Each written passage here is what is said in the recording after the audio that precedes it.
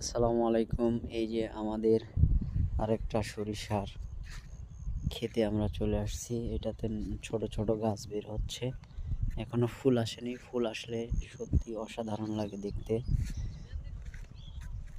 এটা আমাদের সরিষার ওষুধ দেওয়া হয়েছে আমাদের সরিষাতে, কারণ পাতাগুলো কুকড়ো লেগে যাচ্ছিল, এ কারণে গতকালকে ওষুধ দেওয়া হয়েছে। আজকে দেখতে আসলাম। এই যে দেখুন সরিষা গাছ বের হওয়ার পর কেমন লাগে দেখতে, দেখুন দর্শক।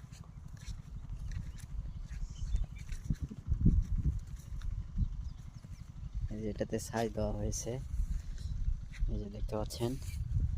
এটাতে ছাই প্রয়োগ করা হয়েছে, ছাই প্রয়োগ করলে অনেক ভালো ফল পাওয়া যায় আর কি। এই যে